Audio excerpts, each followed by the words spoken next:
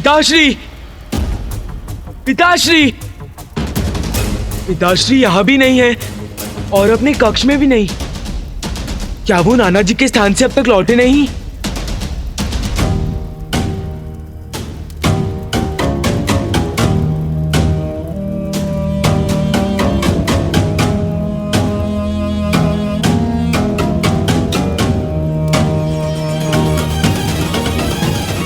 धन्यवाद विश्वकर्मा जी।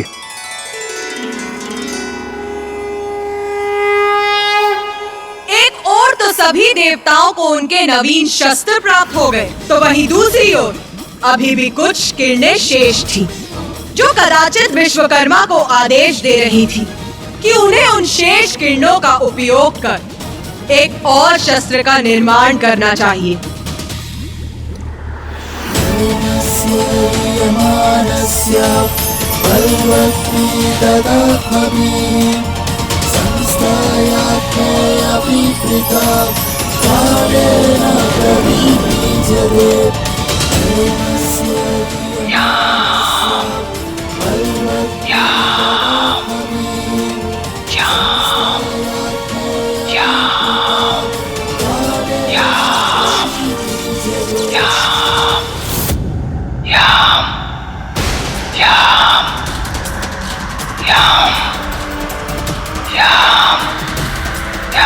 मुझे ऐसा क्यों प्रतीत हो रहा है जैसे नाना जी के भवन से मुझे कोई पुकार रहा हो। मुझे ऐसा क्यों प्रतीत हो रहा है जैसे नाना जी के भवन से मुझे कोई पुकार रहा हो। मुझे स्वयं जाकर वहां देखना चाहिए।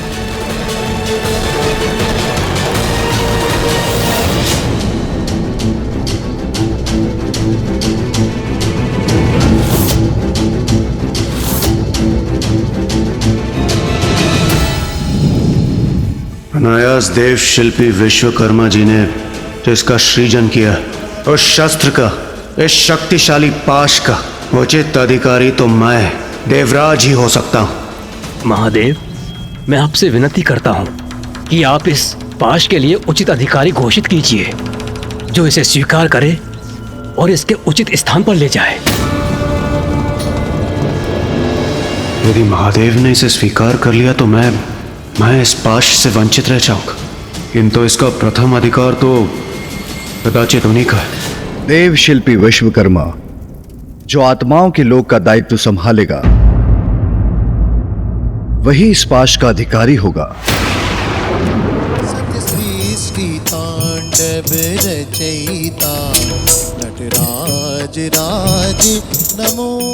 आचरण की श्रेष्ठता, धर्म और न्याय के प्रति सर्वोच्च निष्ठा धारण करने वाला ही इस पद, दायित्व का और पाश का अधिकारी होगा।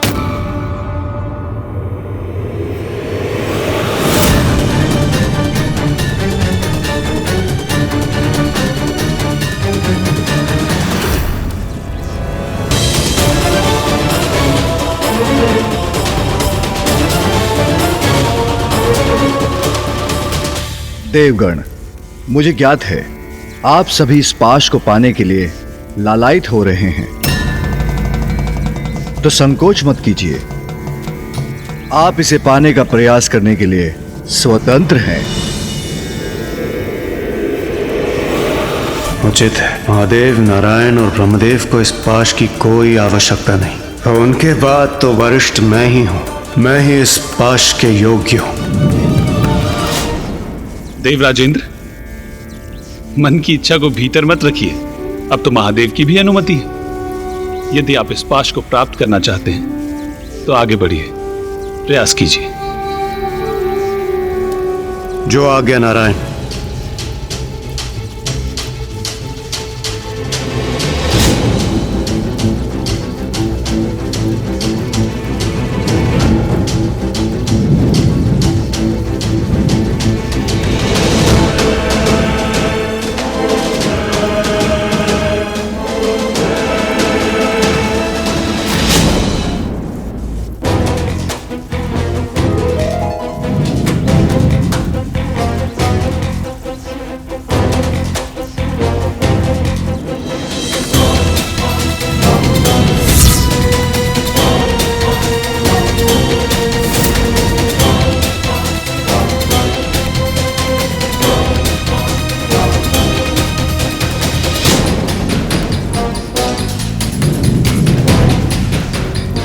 बस अब पल भर में यह पाश मेरा ही होगा।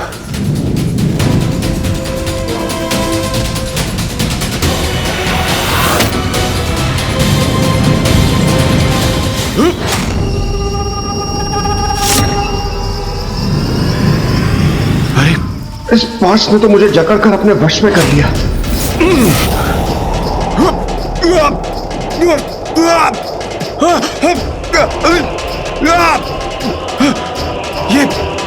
ये कहां गिरा जा रहा हूं मैं? ये कौन सा लोग है ये? देवराज,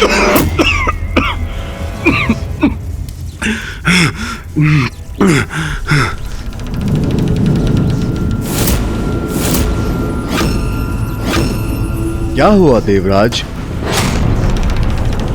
आप कुशल तो है ना?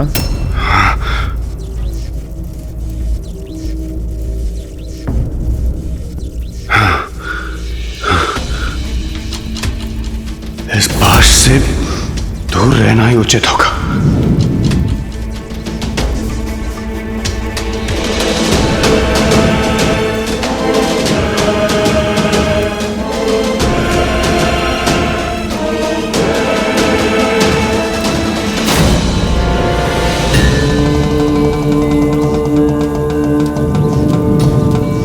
कैसे अद्भुत और शक्तिशाली अस्त्र का निर्माण हुआ है मुझसे, जिसे देवराज इंद्र भी नहीं संभाल पाए। कोई तो अवश्य होगा जो इसका अधिकारी बनेगा।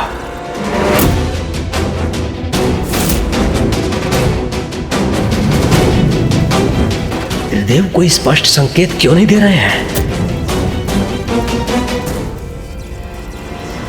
अरे देवराज इंद्र, एक क्षण पूर्व अभी आप उस पाश को उठाने गए थे और अचानक से पीछे हट गए।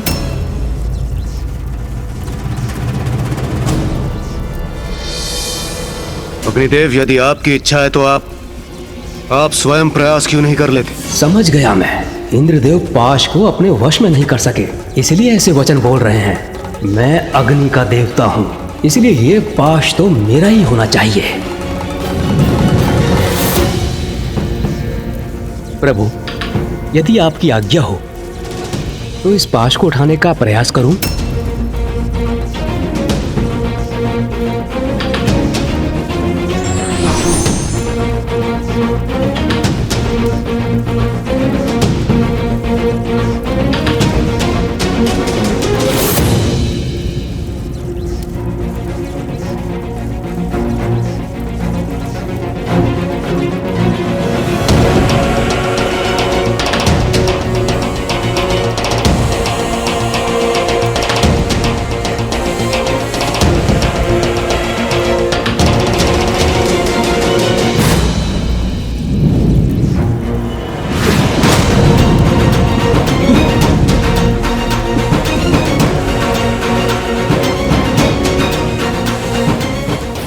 मेरे हाथ इन अंधकारी छिद्रों में कैसे फंस गए मेरे हाथ? सहायता कीजिए, कोई मेरी सहायता कीजिए।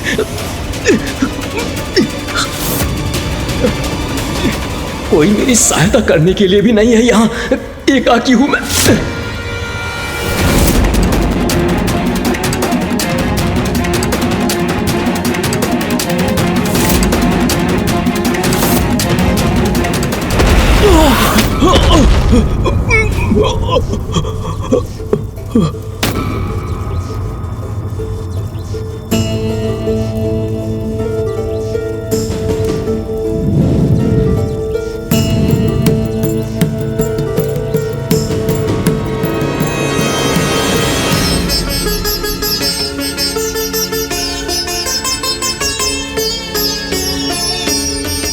इंद्रदेव, अग्निदेव, ये क्या हुआ आप लोगों को?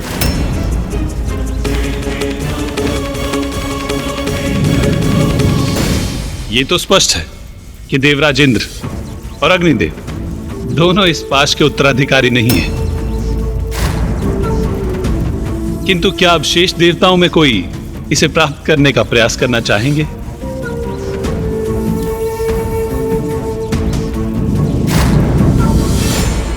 पाश मुझे आकर्षित तो कर रहा है, किंतु इंद्रदेव और अग्निदेव के प्रयत्न का परिणाम देखकर मैं सशंकित भी हूं। इंद्रदेव और अग्निदेव दोनों इसे उठाने में असफल क्यों हो गए? किंतु यह आवश्यक नहीं कि जो पाश इंद्रदेव और अग्निदेव नहीं प्राप्त कर सके वो मैं भी ना उठा सकूं। इस पाश को पाकर अपनी प्रतिष्ठा बढ़ाने के इस स्वर्ण अवसर को गंवाना उचित नहीं।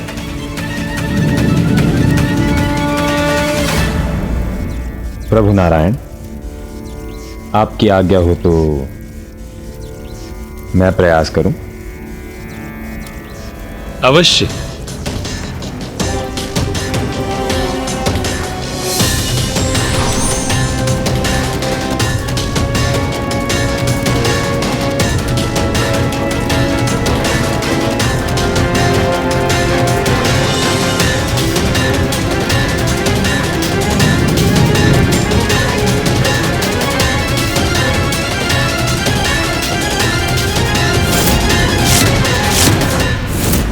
एक एक कर सभी देवताओं ने उस पाश को अपने वश में करने का प्रयास किया और असफल हुए। अंततः एकमात्र सूर्यदेव ही शेष रहे। ये पाश जिसका निर्माण मेरी किरणों के तेज से हुआ है, उसने सभी अन्य देवताओं को अस्वीकार कर दिया। त्रिदेव तो पूर्व में ही स्पष्ट कर चुके हैं कि ये पाश उनके लिए नहीं, तो क्या मैं इसका अधिकारी हूं?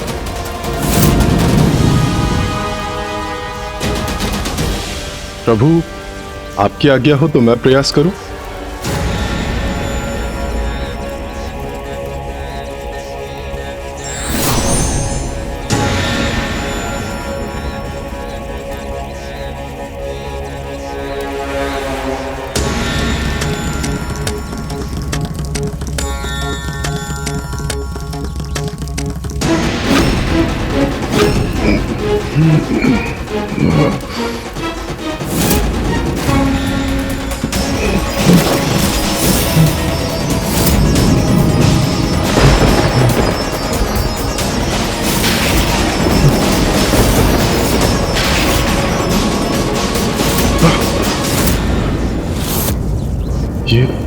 ये कैसा विचित्र दृश्य दिखाई दिया मुझे।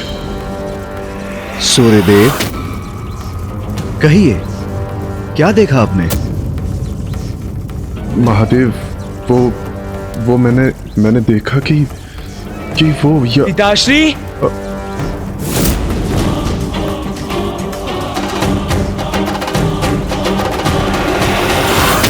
यम। पुत्र यम, तुम यहां?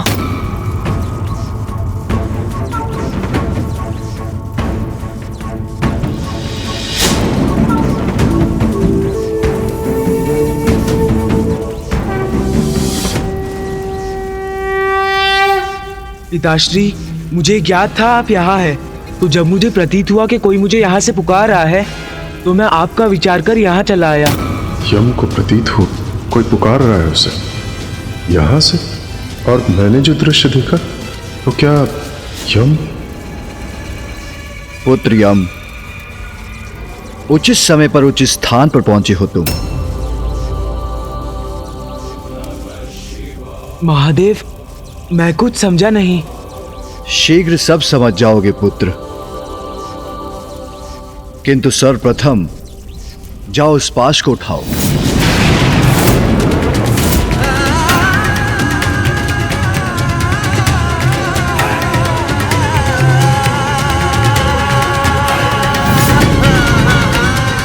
उस पाश को उठाऊं?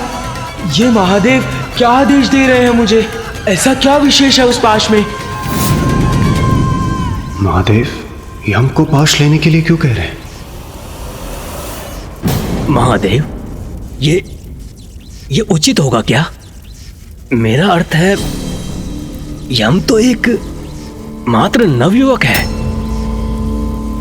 इस पाश को इतने सबल, इतने शक्तिशाली देव नहीं उठा पाए, तो क्या यम? चिंता मत कीजिए देव शिल्पी विश्वकर्मा जी, यम को प्रयास तो करने दीजिए। जाओ यम, उस पाश को प्राप्त करो। जो आज्ञा प्रभु। महादेव, नारायण, ब्रह्मदेव।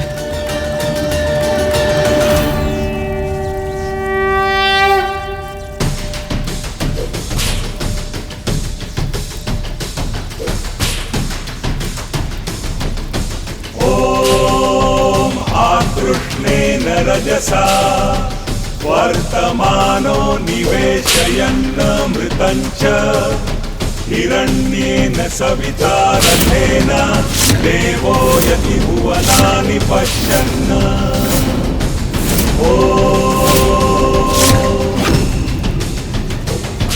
ॐ अग्निमूर्धादिवः उत्पत्तिः पृथिव्या अयम्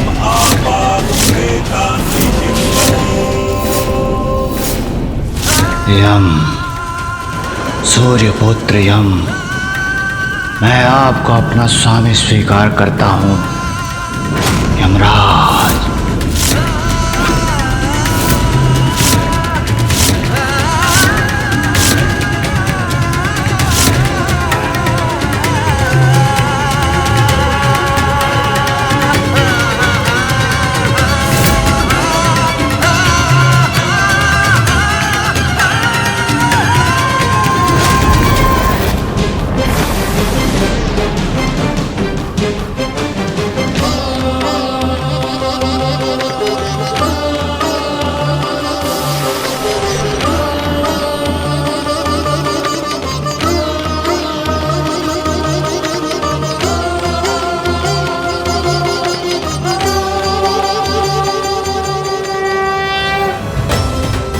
आश्चर्य है, पाश ने यम का स्पर्श स्वीकार कर लिया, अर्थात यम ही इसका अधिकारी है।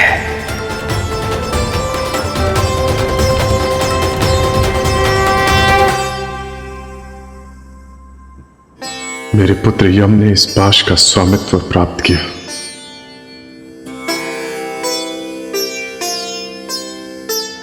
तुम तो केवल एक साधारण बालक हो यम। फिर ऐसा क्या है तुम में जो इस पाश ने मुझ देवराज इंद्र को छोड़कर तुम्हें अपना स्वामी स्वीकार कर लिया?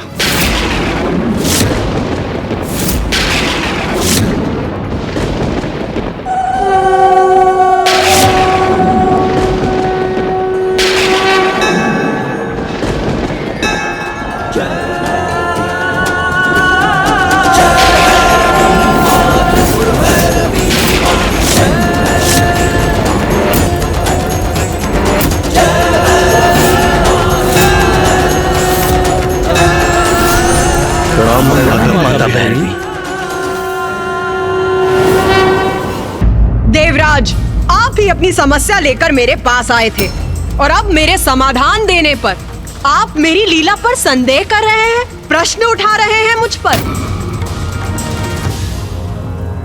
नहीं नहीं माता, मुझे आपकी लीला पर कदापि संदेह नहीं है। मुझे तो बस ज्ञात करना था कि यम ही क्यों? क्योंकि यम उत्तम आचरण, धर्म परायणता और न्यायपरता में श्रेष्ठतम है।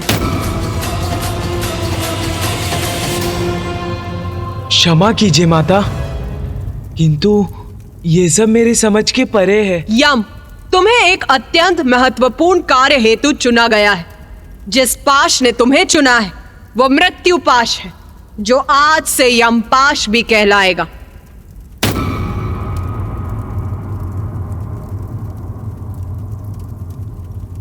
ये तो आपका सौभाग्य है देवगण कि आप सभी सुरक्षित हैं।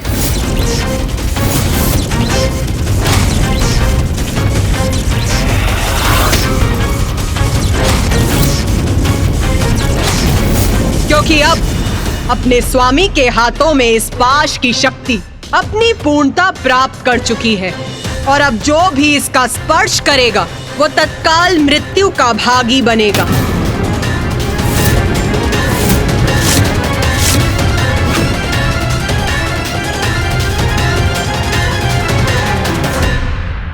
यम, मैं तुम्हें मृत्यु का देवता और मृत्यु के उपरांत आत्माएं जिस लोक में निवास करेंगी उसका अधिपति बनाती हूँ। आज से वो लोक यमलोक के नाम से भी जाना जाएगा।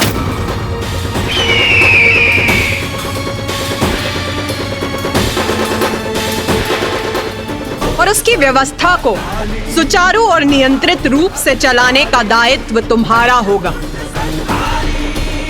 आयु समाप्त होने पर जीव को इस पाश से बंदी बनाकर यमलोक लाना होगा तुम्हें और उसके कर्मों के अनुसार उसकी उचित गति निर्धारित करनी होगी।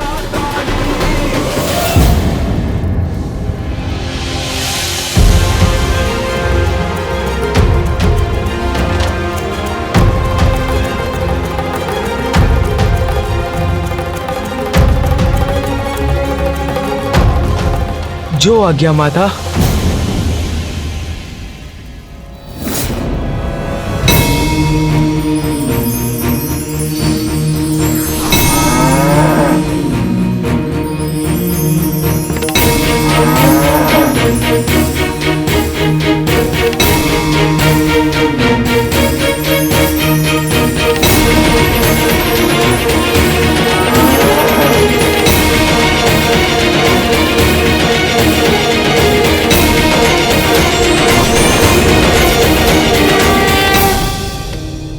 मुझे गर्व है कि माता ने मुझे इतना बड़ा कार्य दिया है, किंतु क्या मैं इतना बड़ा दायित्व निभा सकूंगा?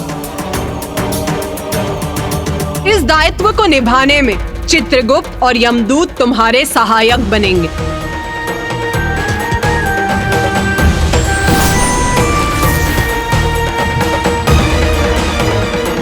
प्रणाम माते। प्रणाम त्रिदेव। प्रणाम महाराज यमदेव।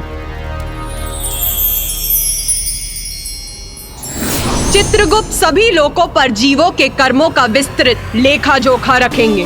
विचार, शब्द और क्रिया से जीव जो भी कर्म करेंगे चित्रगुप्त उन्हें सूचीबद्ध करेंगे।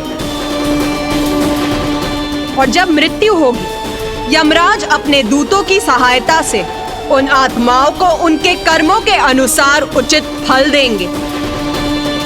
यम, तुम अपने लोक अर्थात यमलोक में भू विचार नामक आसन पर बैठकर आत्माओं के कर्मों का विचार करोगे और तुम्हारे दूत आत्माओं को बंदी बनाकर लाने में तुम्हारी सहायता करेंगे।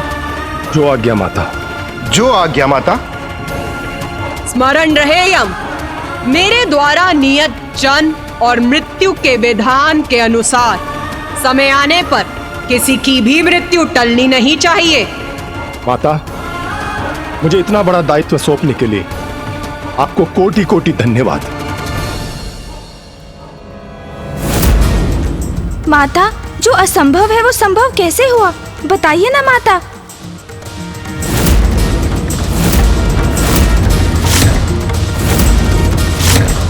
घटा नहीं सकता। अब आप ही इस समस्या का कोई निदान सुझाइए ससुरश्री। बताइए मुझे कि मैं क्या करूं, क्या करूं, क्या करूं, क्या करूं?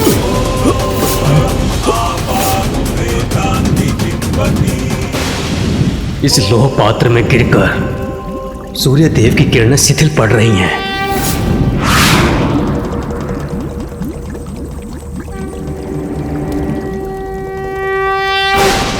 कदाचित मुझे इस समस्या का समाधान प्राप्त हो गया।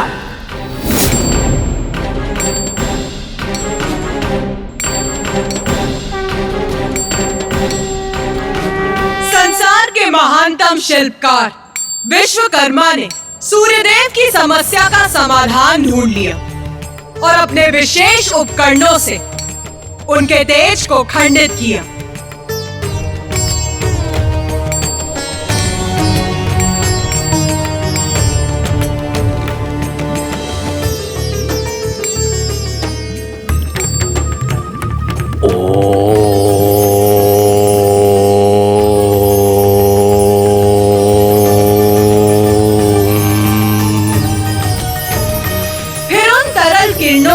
सभी देवताओं के लिए अस्त्र शस्त्र का निर्माण किया।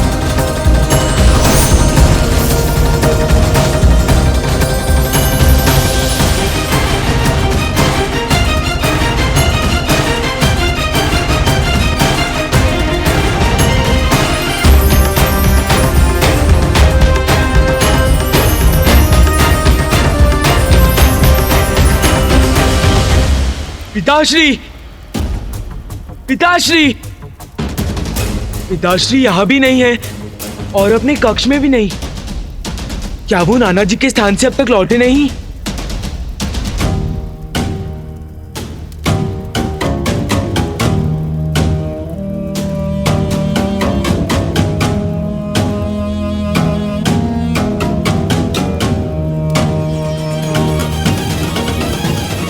धन्यवाद विश्वकर्मा जी।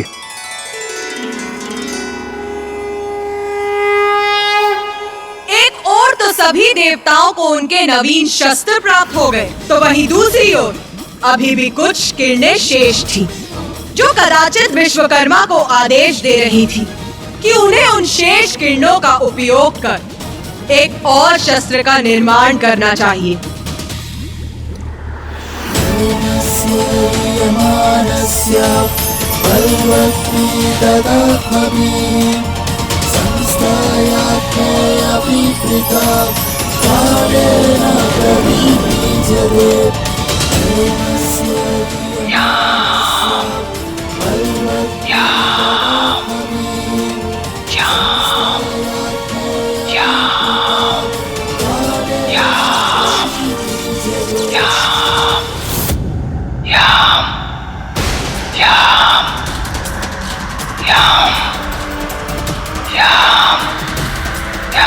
मुझे ऐसा क्यों प्रतीत हो रहा है जैसे नाना जी के भवन से मुझे कोई पुकार रहा हो।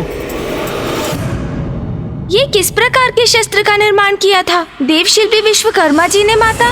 वो साधारण अस्त्र नहीं, मृत्युपाश था, मृत्युपाश था, मृत्युपाश था।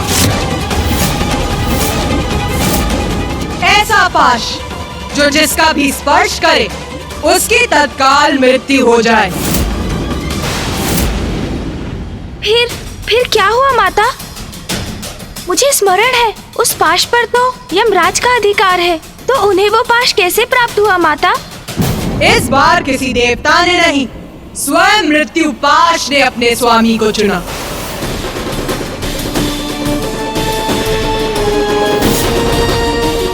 किंतु शस्त्र कैसे चुन सकता है अपना स्वामी?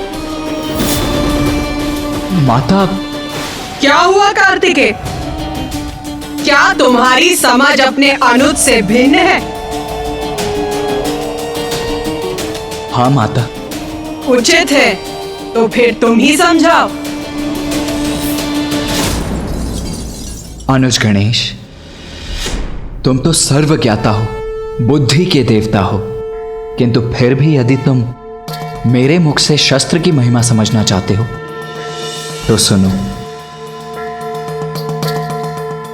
शस्त्र और योद्धा एक दूसरे के पूरक हैं। ये कोई संयोग नहीं है कि पिताश्री, मामा जी, फूफा जी, समस्त देव, मैं और तुम्हारा भी अपना एक विशेष शस्त्र है। प्रत्येक शस्त्र का स्वामी पूर्व से ही नियत होता है, और फिर जो कुछ भी घटित हो रहा था वो तो मां की लीला का ही परिणाम था। सर्वथा उचित कहा तुमने कार्तिकेय।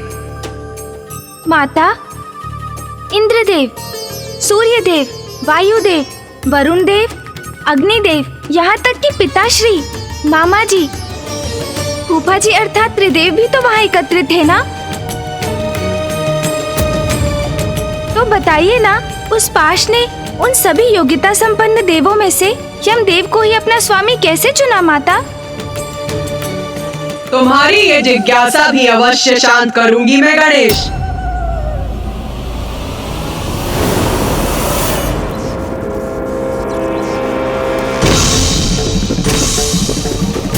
अद्भुत है ये शस्त्र, ये पाश।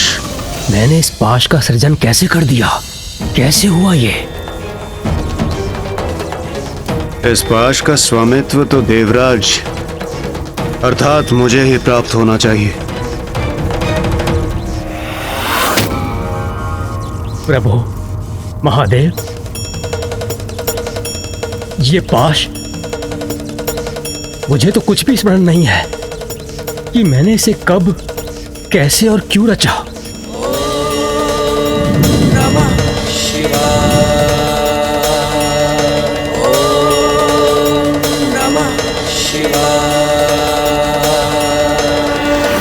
देव शिल्पी विश्वकर्मा, आपके जिन हाथों से समूची सृष्टि की रचना हुई है, वो जो भी रचेंगे उसका अवश्य कोई बड़ा महत्व होगा।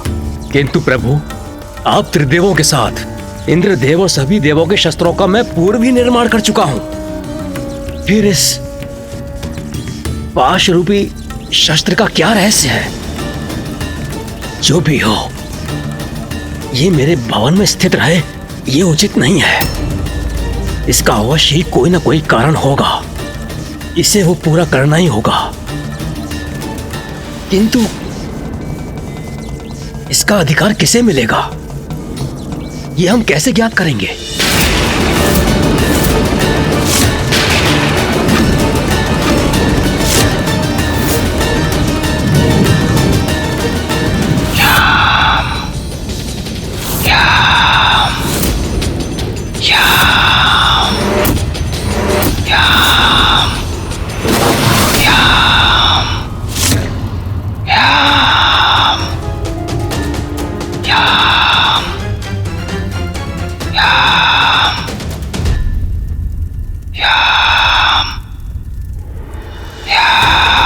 नाना जी के भवन से ये कौन मेरा आवाहन कर रहा है रह रहकर? पिताजी वही हैं। कहीं उन्हें तो मेरी आवश्यकता नहीं? मुझे स्वयं जाकर वहां देखना चाहिए।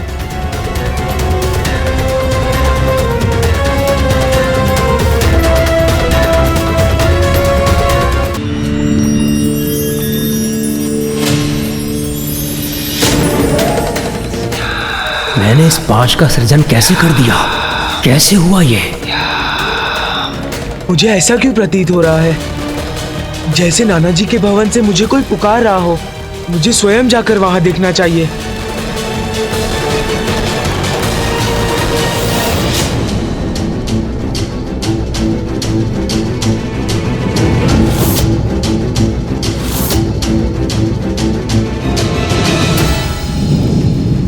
अनायास देव शिल्पी विश्वकर्मा जी ने जिसका सृजन किया, उस शस्त्र का, इस शक्तिशाली पाश का उचित अधिकारी तो मैं देवराज ही हो सकता हूं। महादेव, मैं आपसे विनती करता हूं कि आप इस पाश के लिए उचित अधिकारी घोषित कीजिए, जो इसे स्वीकार करे और इसके उचित स्थान पर ले जाए।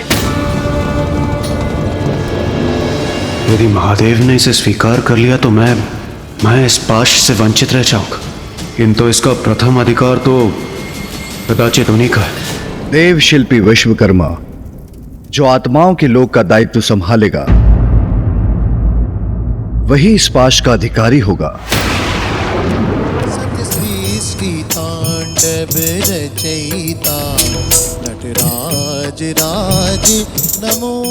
आचरण की श्रेष्ठता, धर्म और न्याय के प्रति सर्वोच्च निष्ठा धारण करने वाला ही इस पद, दायित्व का और पाश का अधिकारी होगा।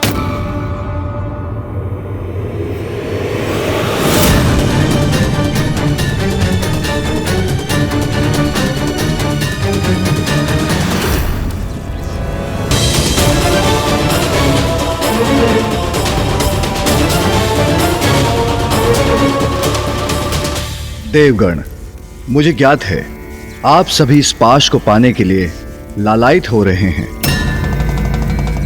तो संकोच मत कीजिए। आप इसे पाने का प्रयास करने के लिए स्वतंत्र हैं। उचित है। महादेव, नारायण और ब्रह्मदेव को इस पाश की कोई आवश्यकता नहीं, और उनके बाद तो वरिष्ठ मैं ही हूं। मैं ही इस पाश के योग्य हूं। देवराजेंद्र, मन की इच्छा को भीतर मत रखिए। अब तो महादेव की भी अनुमति है।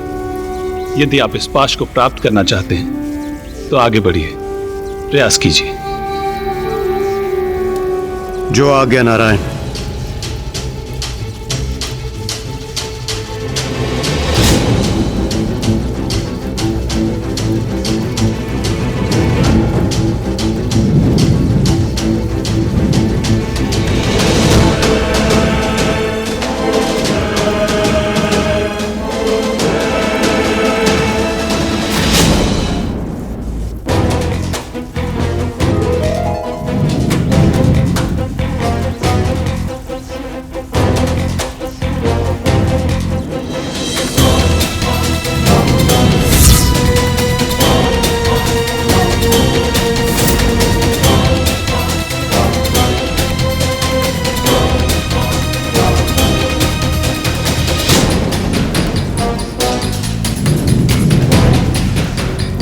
बस अब पल भर में यह पाश मेरा ही होगा।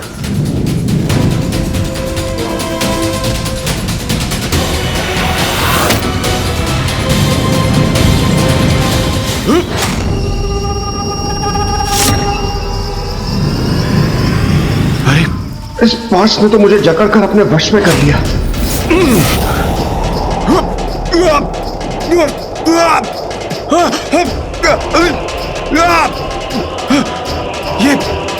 ये कहां गिरा जा रहा हूं मैं? ये कौन सा लोग है ये? देवराज,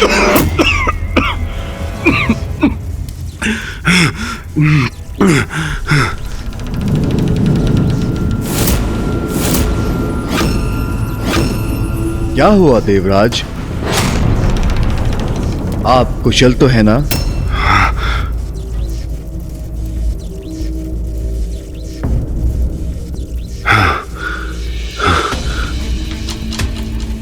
इस पाश से दूर रहना ही उचित होगा।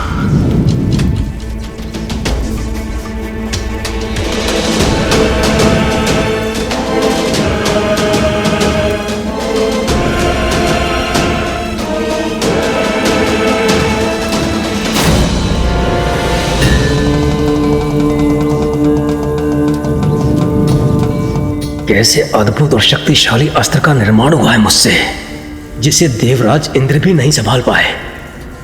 कोई तो अवश्य होगा जो इसका अधिकारी बनेगा।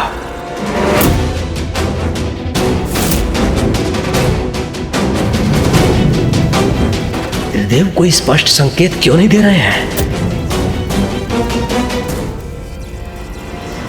अरे देवराज इंद्र, एक क्षण पूर्व अभी आप उस पाश को उठाने गए थे और अचानक से पीछे हट गए।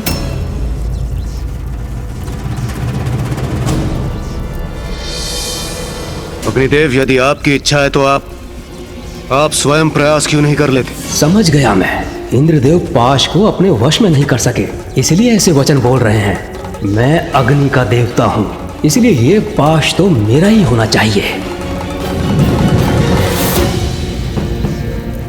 प्रभु, यदि आपकी आज्ञा हो तो इस पाश को उठाने का प्रयास करूं।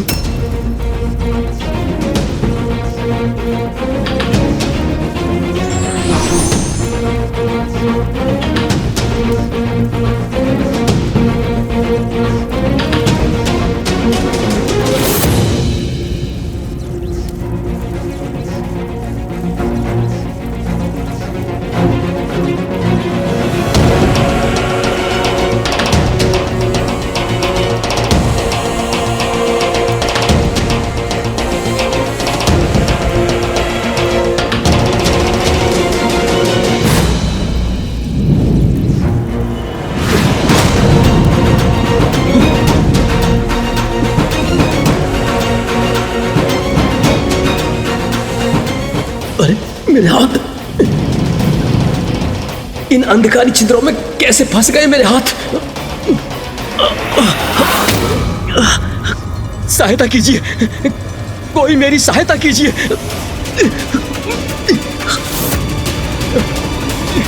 कोई मेरी सहायता करने के लिए भी नहीं है यहाँ।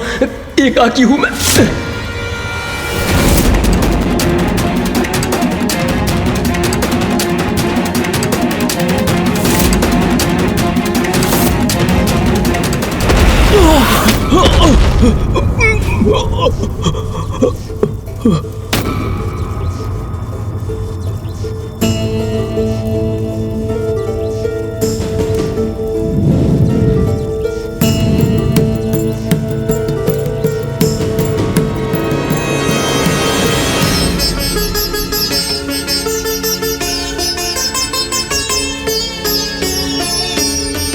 इंद्रदेव, अग्निदेव,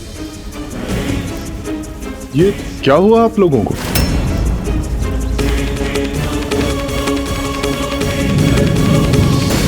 ये तो स्पष्ट है कि देवराज इंद्र और अग्निदेव दोनों इस पाश के उत्तराधिकारी नहीं हैं। किंतु क्या अब शेष देवताओं में कोई इसे प्राप्त करने का प्रयास करना चाहेंगे?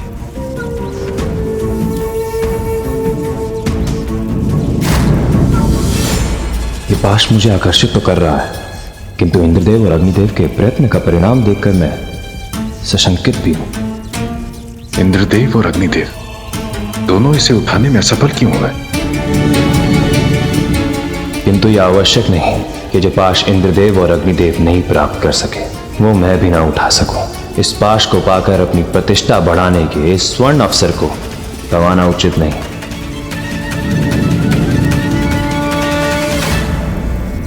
प्रभु नारायण, आपकी आज्ञा हो तो मैं प्रयास करूं। अवश्य।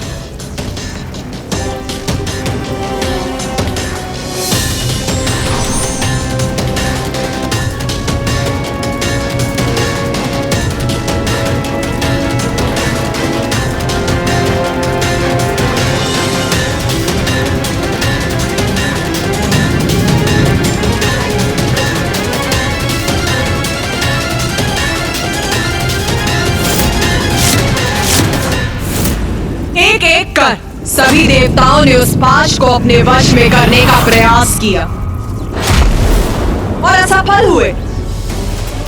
अंततः एकमात्र सूर्यदेव ही शेष रहे। ये पाश जिसका निर्माण मेरी किरणों के तेज से हुआ है, उसने सभी अन्य देवताओं को अस्वीकार कर दिया। त्रिदेव तो पूर्व में ही स्पष्ट कर चुके हैं कि ये पाश उनके लिए नहीं, तो क्या मैं इसका अधिकारी हूं?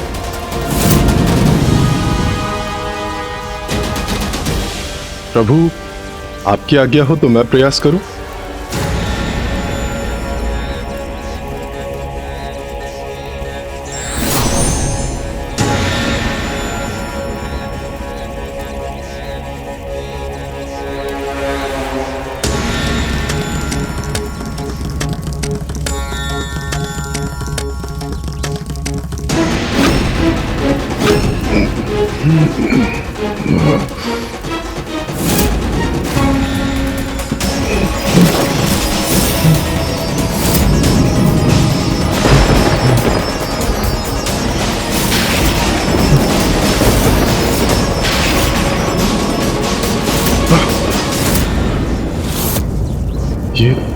ये कैसा विचित्र दृश्य दिखाई दिया मुझे।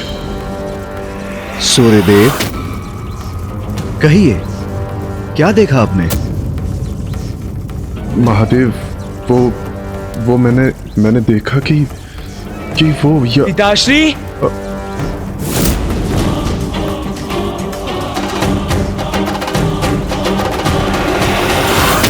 यम, पुत्र यम, तुम यहां?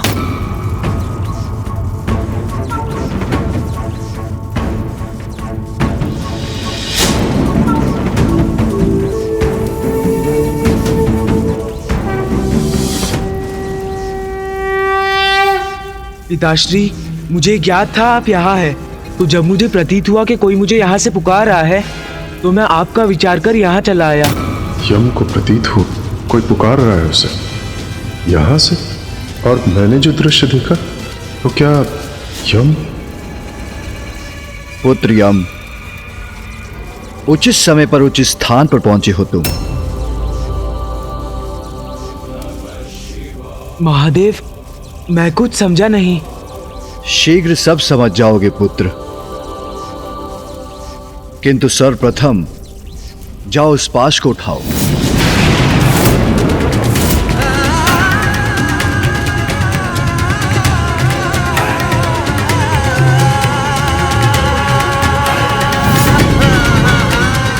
उस पाश को उठाऊं? ये महादेव क्या आदेश दे रहे हैं मुझे? ऐसा क्या विशेष है उस पाश में? महादेव, यम को पाश लेने के लिए क्यों कह रहे हैं? महादेव, ये उचित होगा क्या? मेरा अर्थ है, यम तो एक मात्र नवयुवक है। इस पाश को इतने सबल, इतने शक्तिशाली देव नहीं उठा पाए, तो क्या यम? चिंता मत कीजिए देव शिल्पी विश्वकर्मा जी, यम को प्रयास तो करने दीजिए। जाओ यम, उस पाश को प्राप्त करो। जो आज्ञा प्रभु। महादेव, नारायण, ब्रह्मदेव।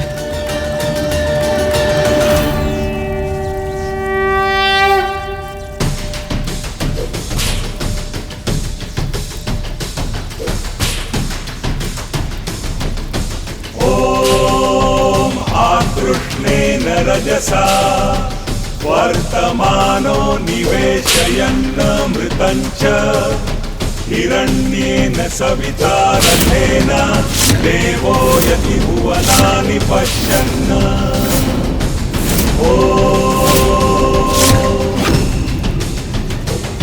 ॐ अग्निमूर्धादिवः उत्पत्तिः पृथिव्या अयम् आपादुनेतानि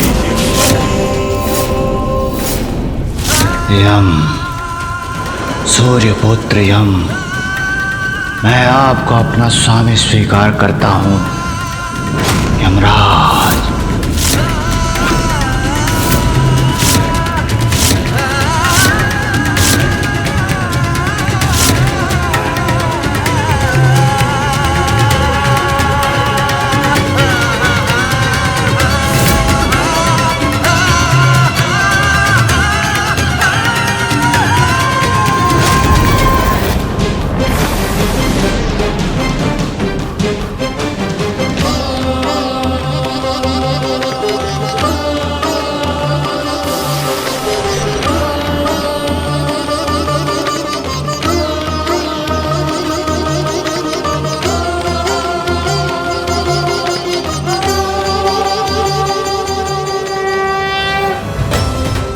आश्चर्य है, पाश ने यम का स्पर्श स्वीकार कर लिया, अर्थात यम ही इसका अधिकारी है।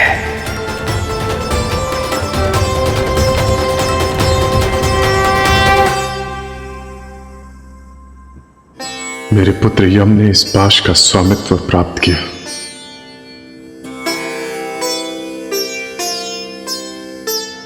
तुम तो केवल एक साधारण बालक हो यम। फिर ऐसा क्या है तुम में जो इस पाश ने मुझ देवराज इंद्र को छोड़कर तुम्हें अपना स्वामी स्वीकार कर लिया?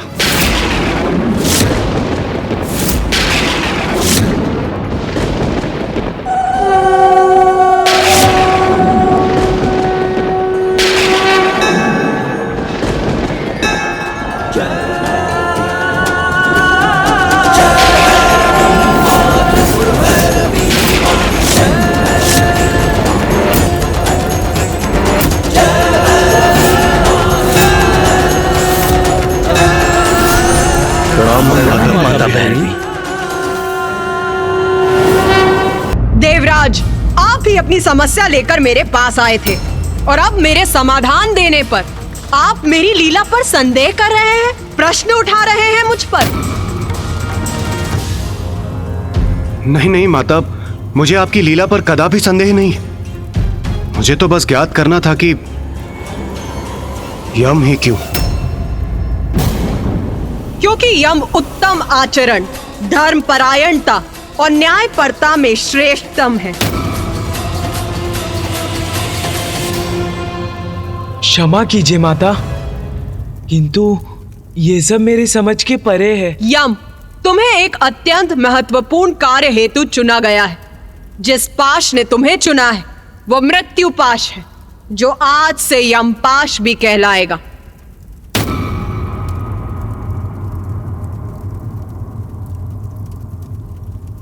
ये तो आपका सौभाग्य है देवगण कि आप सभी सुरक्षित हैं।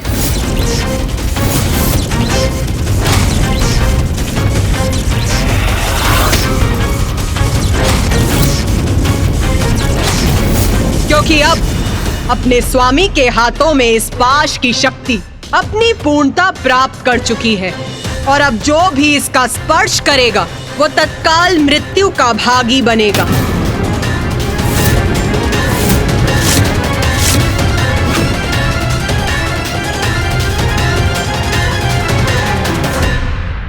यम, मैं तुम्हें मृत्यु का देवता और मृत्यु के उपरांत आत्माएं जिस लोक में निवास करेंगी उसका अधिपति बनाती हूँ। आज से वो लोक यमलोक के नाम से भी जाना जाएगा।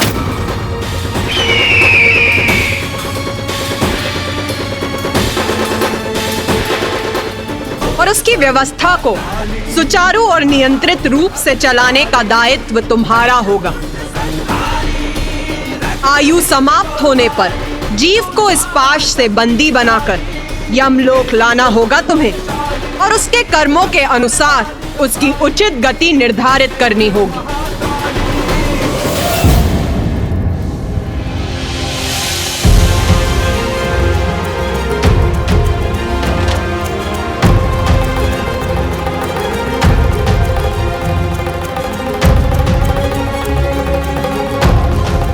जो आज्ञा माता।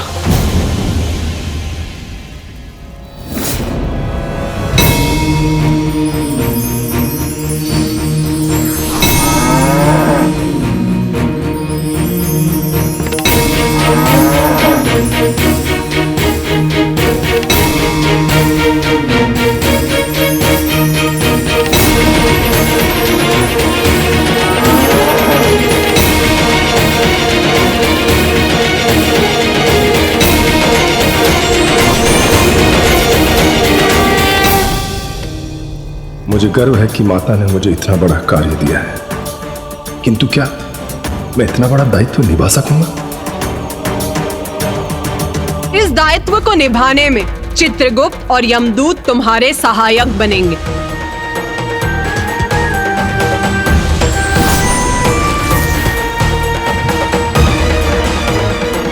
प्रणाम माते। प्रणाम त्रिदेव।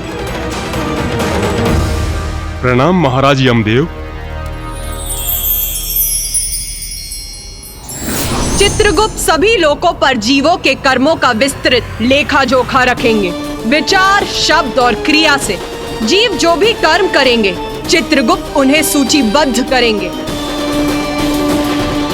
और जब मृत्यु होगी, यमराज अपने दूतों की सहायता से उन आत्माओं को उनके कर्मों के अनुसार उचित फल देंगे। यम, तुम अपने लोक अर्थात यमलोक में भू विचार नामक आसन पर बैठकर आत्माओं के कर्मों का विचार करोगे, और तुम्हारे दूत आत्माओं को बंदी बनाकर लाने में तुम्हारी सहायता करेंगे। जो आज्ञा माता। जो आज्ञा माता। स्मरण रहे यम, मेरे द्वारा नियत जन्म और मृत्यु के विधान के अनुसार समय आने पर किसी की भी मृत्यु टलनी नहीं चाहिए।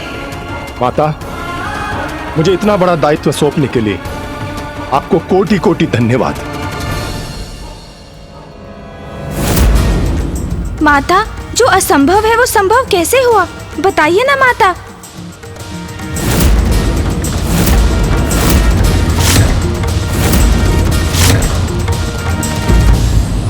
योग्य व्यक्ति को उसकी योग्यता के अनुसार उत्तरदायित्व दिए जाते हैं, इसलिए श्रेष्ठ नहीं, योग्य बनने का प्रयास करना चाहिए। मैं अपना तेज घटा नहीं सकता।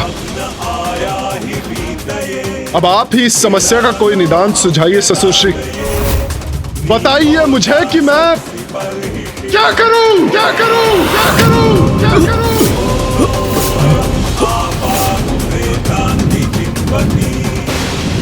इस लोह पात्र में गिरकर सूर्य देव की किरणें शिथिल पड़ रही हैं।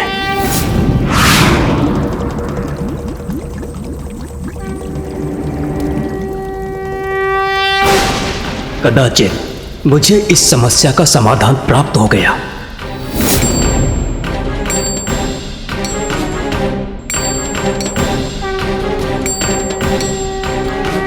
संसार के महानतम शिल्पकार विश्वकर्मा ने सूर्यदेव की समस्या का समाधान ढूंढ लिया और अपने विशेष उपकरणों से उनके तेज को खंडित किया।